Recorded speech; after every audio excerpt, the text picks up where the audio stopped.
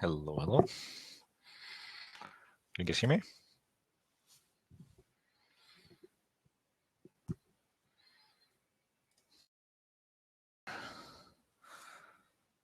If everything's starting as planned. Where are you guys from?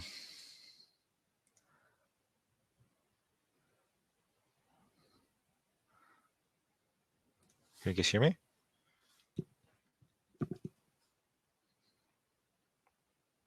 All right.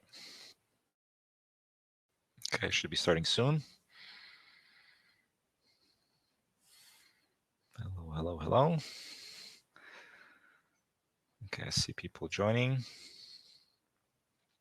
Good stuff.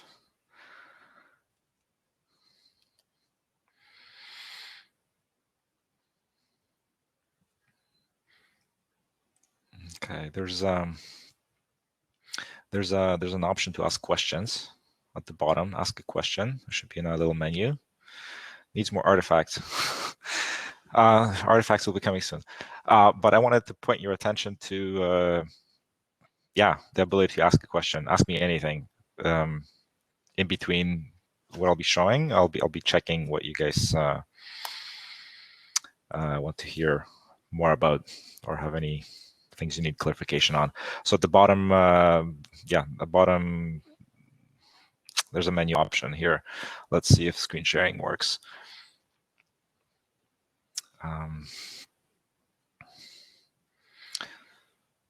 Screen sharing. Okay. Okay, crazy zoom effect. But anyhow,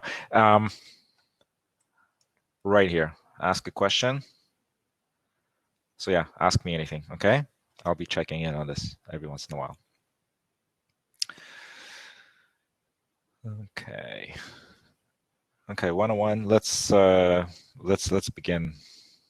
So yeah, thanks everyone for joining in, and I wanted to go over, give you an opportunity to see what we're testing and share some of the results for certain patterns, for 3 selected patterns with you, and straight from Fastforward. So this last month in February, we probably tested the 1, 2, 3, 4, 5, 6, 7, 8, 9. We published 9 test results, and each test result is tied to a pattern.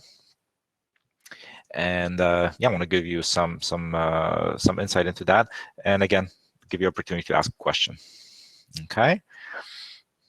Any questions before we get started? Okay. All right. Pattern 53, problem solution headline. So this is one thing we're watching. Okay. A very simple pattern, basically a headline change, suggesting to write a headline in a particular way where we first mention a given problem or some sort of pain point, and then mention another benefit or solution, something more positive. Okay, so we care about learning whether something like this works, where it doesn't work, where it does work, and it's also expected effect. And we have one test for this. We captured one test from KenHub. This is the test here underneath, and this is what they tested. So on a landing page, on their homepage, KenHub is a school for an anatomy, online anatomy education site where you basically sign up and you can learn human anatomy. And this is in the control. They had something like learn anatomy or histology faster. And in the variant, they tried this. Learning anatomy requires hours upon hours of memorization. So this is the pain point. This is the problem. And what if you could learn faster? And this is the solution, or this is the benefit. This is the positive element to it. Okay, this simple change, and they measured how many people would click these buttons. They would imagine they would go to a form, a sign up from a trial form, and they also measured the actual sign up rate. So people filling out that form, and they found this. Okay, here's the data. This many successes out of this many visitors for A and B, and this is a 2.3 increase. Okay, if you're familiar with confidence intervals, there's quite a bit of overlap here. So this is a very much a suggestive test. It's not really a clean-cut, highly significant test result, but nevertheless, it's positive. Okay, so for this pattern, we only have one test, this one particular test, and what we know is, because again, it's not a highly significant, it's only a suggestive. We want to remember this one for the future. So we pulled 0.5 repeatability, not a full 1 point. Okay, 1 point is a result for highly significant, very super sharp tests. But we only attribute a half point for repeatability, and we also are going to remember the effect, which we're going to capture in the median. Okay, so now this pattern is charged with some data. Okay, one simple test, not much of an effect. Nevertheless, it's no longer zero.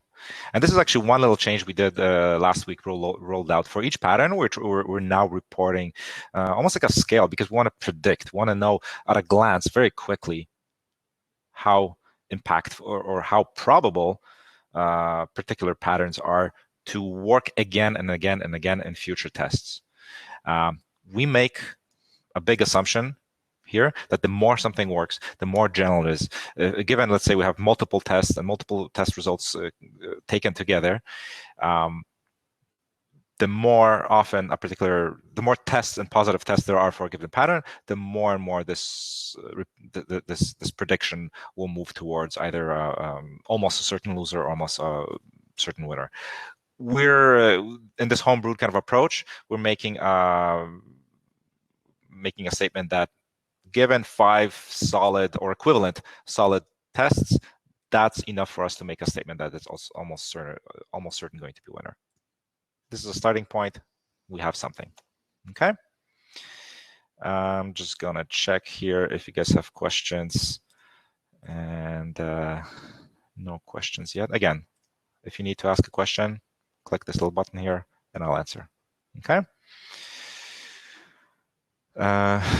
Ivan's saying, recommend them not to just put text directly in a photo background. Their headline is illegible. Interesting comment here. Agreed. Yeah, so that would be another testing idea.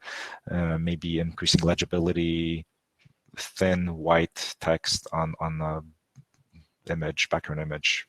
Yeah, agreed. Legibility could be increased. Okay. So that's one pattern. Here's another one I wanted to share with you. Pattern 45, benefit bar. Here's the URL, by the way. Okay. This pattern has 2 tests.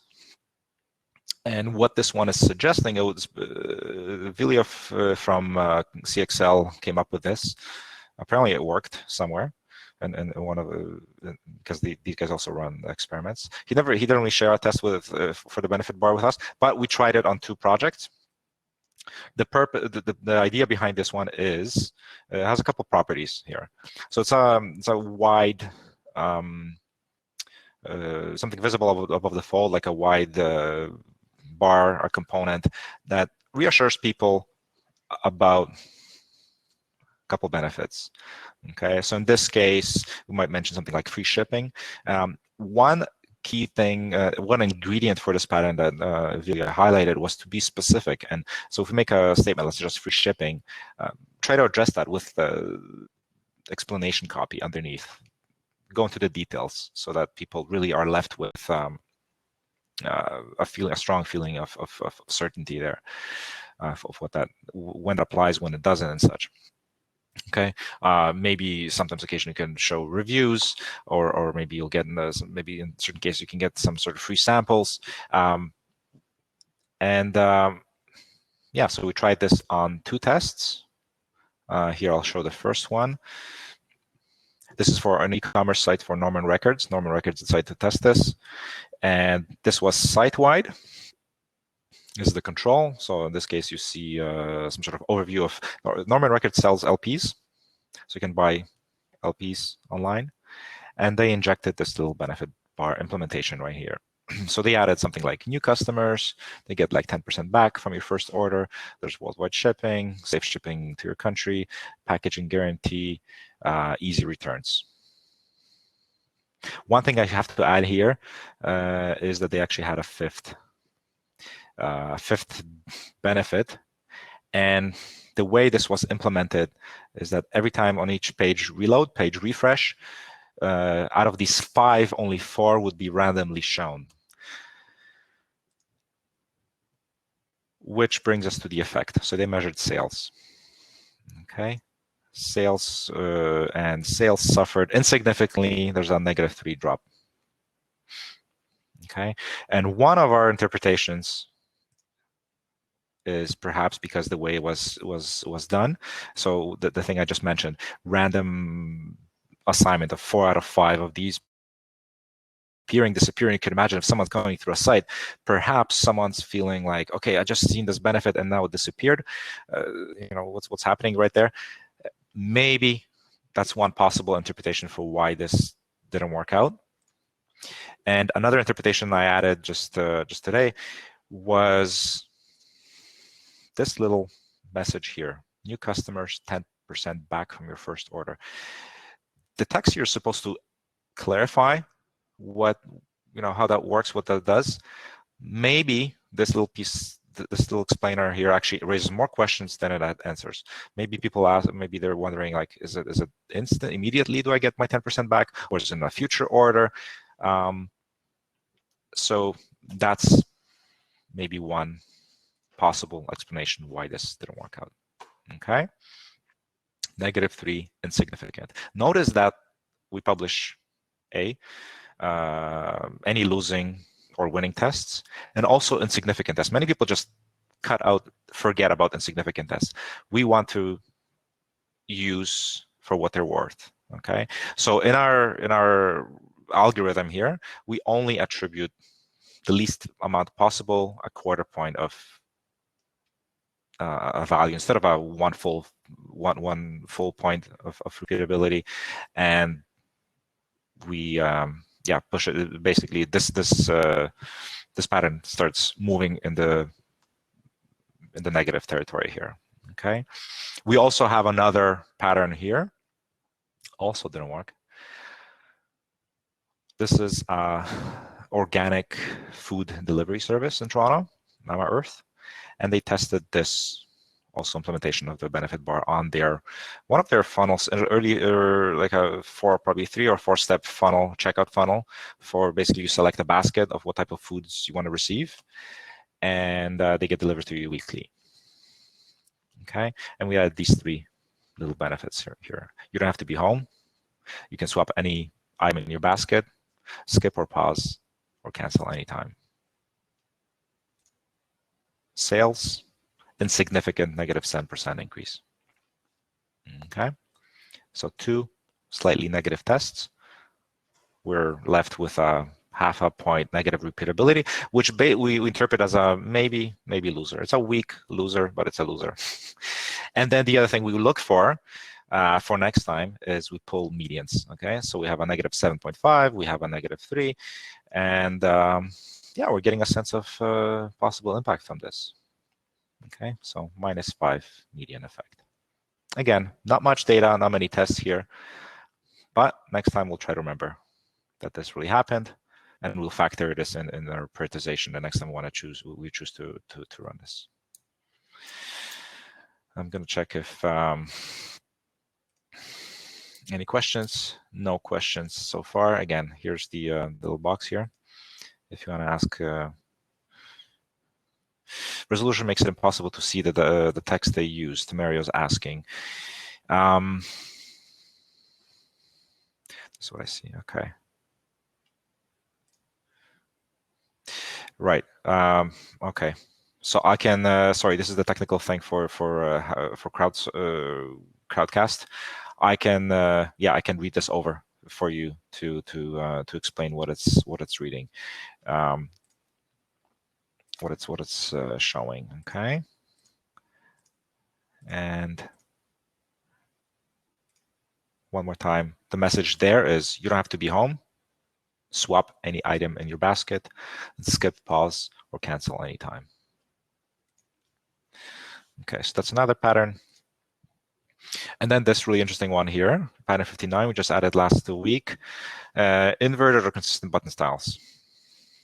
What this is saying is occasionally people have these kind of mixed use button styles, particularly, let's say there's a color for a button, in this case blue. Some might use the blue to actually on a background and use a white button color. It's almost like a zebra. It's definitely inconsistent. The clickable button color is assigned to the background, so the attention's being assigned to the whole to a whole area, versus buttons that are consistent, that are using color to focus attention on the button itself. Okay, so we're watching this little particular change, if this has any potential, if this is a good thing, or which is better. And we decided to look at this because we got to receive the test from Reverb on a product page. Reverb is a e-commerce marketplace for any musical instruments. Okay, and they ran this little kind of like a welcome mat, which is asking people to sign up and receive updates and sign up to their mailing list. And in one of the versions, the A and the control, they had an orange background. And orange, again, keep in mind, orange is being used for calls to action, such as like the button here. And in the control, they used a more consistent, a white background, and orange for to bring attention to the button. Okay, and they measured form submits of people who would click on any of these buttons, go to another page, and fill out that form. And here we have a suggestive 7.5 increase. Okay, for variation B, which generate 7.5 more signups and trials. Okay, so we take we sum this up. Again, we just have one test for this. Definitely be watching this again in the future. And it's maybe winner with some sort of expected effect next time around. All right. Let's see here. The resolution is super impossible. I don't know. Is this, if I disable my video, is this a little bit better? Not much, but okay. So okay, so people are coming about the resolution here. I'll take a note of that, and next time around, I'll see if I can do anything with that. Okay.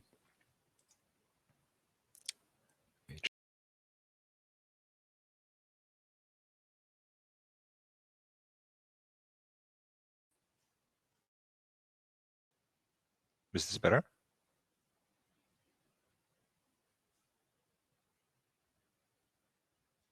Or did I just get rid of the HD there?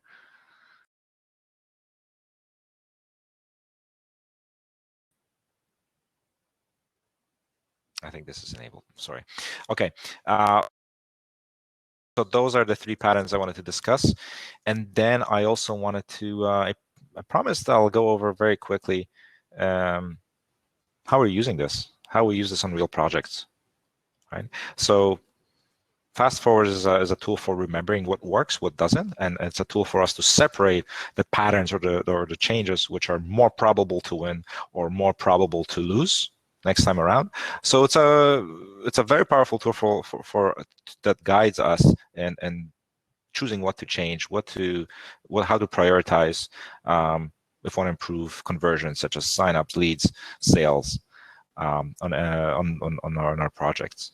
Okay, so when we start a project, we typically, what we need is a given screen or set of screens that we want to improve. So in this case, for example, working with KenHub, okay, so we open up this is a starting point. We bring out to our attention, a screen that we want to improve, in this case, possibly signups or so.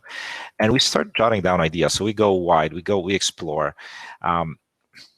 And Fastforward we use by one of the broadest ways, one of the broadest ways in which we can use it is to log in and we grab, we look at all the patterns. Okay, so under this view here, we have 52 patterns based on, I think by now 98 tests or so, and they're sorted by repeatability. So they're sorted by so with the highest repeatability first. So the ones which tend to work most often are surfaced to the top. Okay, and that's one indication, one signal, one strong signal that these things we should consider. Okay, so we typically I do a very quick scan of these and check if they're relevant. Okay, so that's one, I guess, mental process I follow, and then I check back against, like, okay, does this apply? Does this relevant? Can it fit in here or there? And if it does, I capture it. Okay, and I bring that over here, make a little note that, hey, gradual, this particular pattern here and there could be applied to this section, and then also try to bring in its some of the values. Okay, so these values directly impact probability of success. Okay, in this case, we have 1.5 and maybe an expected effect of 20%. And I keep doing that exercise. I look over, I continue through, through the screens and check, okay, does it have pull down menus where the options are super and people don't know what the options are? Maybe by exposing options. In this case, what this pattern is telling us, hey, it's typically it works with some sort of effect. Maybe I should at the very least consider it, jot it down, think about it. Okay, and the process continued. Okay, so we check for relevancy, pull the probabilities, and make notes. Of course, we think bigger than just looking at the patterns. Occasionally, we'll look at something and might suggest some sort of changes for a given screen which we don't have patterns for, right? And that's completely fine. As you're looking at a screen, you come up with ideas. Like Ivan, for example, said, oh, there's some legibility thing. So that's completely fine. It's just we don't have any data for it. Okay. So later on at the end of the day here, some of the kind of ideas start coming through more strongly because we have data for them, and some are maybe more neutral, win or lose. And for some of these, because we have the data for it, we have some information that, yeah, it might more likely than not win if we test it. Okay, so that's how we use Fastforward. We go through these patterns. We check which ones are are potential winners, and then of course some are could be actually maybe they're not that good, right? Some patterns actually have negative data associated with them, so we think twice whether we should be doing that or not. And sometimes we also go into into the details of a given pattern, and we'll look at we'll try to think through the little interpretations why it won in this particular instance, why it lost in this particular instance, and if we can identify those, if we can try to repeat that and understand, okay, it may be won because of this and that, then our chances of success continue to rise even more if we can avoid those situations or the causes of why something worked and didn't for particular tests. Okay, so that's more or less the process we follow. And yeah, also once we have set of changes, then we go into test design and we choose whether if someone has low traffic and low number of conversions, we might be inclined to group multiple changes together so that hopefully they all will add up to a bigger effect and be more detectable. Whereas if a site is really has quite a bit of conversion, has quite a bit of traffic, then we at least have the opportunity to test some of these changes in isolation, to detect them in an experiment. Okay, so yeah, so I mean, I shared with you a couple patterns. We keep on adding multiple tests each month, and yeah, as we add new tests to the patterns, they get corrected. As the tests come in and they're summed up together, the medians adjust, and the predictive scale here is modified, and yeah, we're separating the better ones from the weaker ones. So that's the purpose of the project, and I invite you to data. There's a little link right here, and you can get access to Fastforward. Okay. Are there any questions? Is there anything you'd like clarification on? Or, things you want me to help you understand and discuss? If so, here's again reminding the bottom. There's an ask a question box, and I'm more than willing to answer. Okay, I see 2 questions.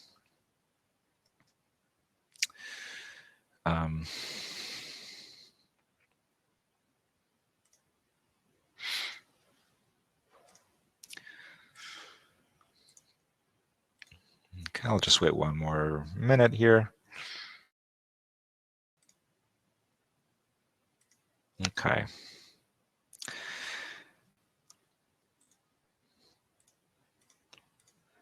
Okay, so that's all I have for you. I think this this time around.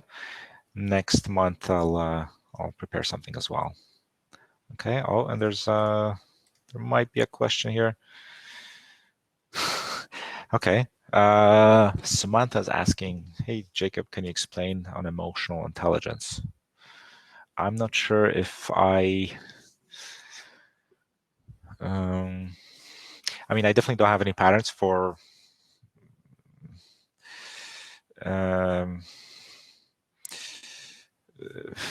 that, and I'm not definitely not an expert in that, and yeah, I don't think I know much about the topic of emotional intelligence. I'm sorry.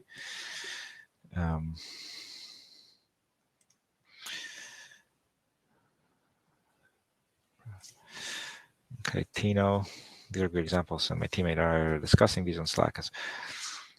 Okay. All right. So if there are no more questions, again, thank you so much, everyone, for joining in. And yeah, I invite you to get access to Fastforward. It is the tool we use to run more winning tests and run higher impact tests. So thanks for watching, and see you next time.